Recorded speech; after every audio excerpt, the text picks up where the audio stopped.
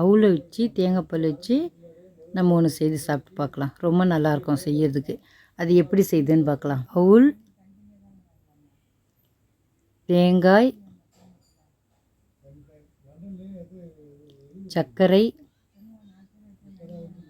முந்திரி, திராட்சை, ஏலக்காய், நெய்.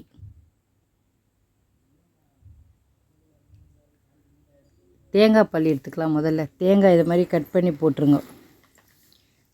கட் பண்ணி போட்டு ஜாரில் அரைச்சி எடுத்துன்னு வந்து திக்காக பால் எடுக்கணும்.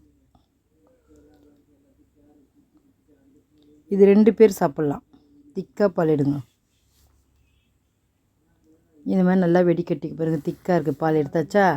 இப்போ அவுள் எடுத்து ஒரு கிண்ணத்தில் கொட்டிட்டு அதை தண்ணி ஊற்றி நல்லா அலசிடுங்க. அலசிட்டு போடுங்க. அப்போ தான் கொஞ்சம் அது நல்லாயிருக்கும். இந்த மாதிரி அலசிட்டு போடுங்க. தேங்காய் பால் எடுத்து எல்லாத்தையும் போட்டுருங்க. அவுள் அலசி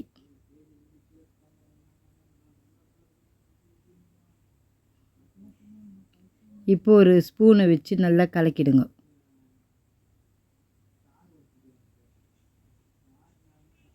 ஒரு 3 நிமிஷம் அப்படியே வச்சுட்டு இப்போ சர்க்கரை எடுத்து அதில் சேர்த்து நல்லா கலக்கிடுங்க. சர்க்கரை கொட்டி கலக்கிடுங்க. நெய் ஊற்றிட்டு முந்திரி போட்டு நல்லா இது மாதிரி வறுத்து எடுத்துக்கோங்க.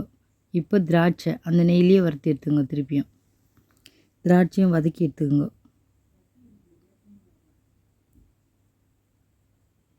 திராட்சையும் வதங்கிடுச்சு. முந்திரி திராட்சை வதங்கிடுச்சு. ஏலக்காயே போட்டாச்சு. அதில் ஏலக்காய் தூள் போட்டாச்சு. பாருங்கள் கொஞ்சம் ஊறி இருக்குது பார்த்தீங்களா. தேங்காய் பால் இதில் கொஞ்சம் நிறைய இருந்தால் தான் நல்லாயிருக்கும். முந்திரி திராட்சை அதிலே சேர்த்துருங்க. சேர்த்துட்டு நல்லா கலக்கி விட்டுட்டு இப்போ எடுத்து சாப்பிடுங்க. ரெடி ஆயிடுச்சு பார்த்தீங்களா. இப்போ சாப்பிடணும் போல் தோணுதில்ல. டக்குன்னு செஞ்சிடலாம். இதை ரொம்ப ஈஸியாக சாப்பிட்றதுக்கு அவ்வளோ நல்லாயிருக்கும். இது அந்த தேங்காய் பாலோட இந்த அவுள் திராட்சை முந்திரி எல்லாத்தையும் சேர்த்து சாப்பிடுங்களேன். ரொம்ப நல்லாயிருக்கும்.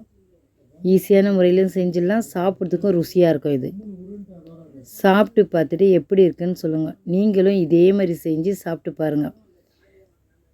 சாப்பிடணும் போல் தோணுதில்ல. முந்திரி திராட்சை அவுள் தேங்காய் பால் சர்க்கரை எல்லாமே வீட்லேயே இருக்குது. சீக்கிரமாக செஞ்சு சாப்பிட்டு பாருங்கள். லைக் பண்ணுங்கள், ஷேர் பண்ணுங்கள், மறக்காமல் நம்ம சேனலுக்கு சப்ஸ்கிரைப் பண்ணுங்கள். தேங்க்ஸ் ஃபார் வாட்சிங்.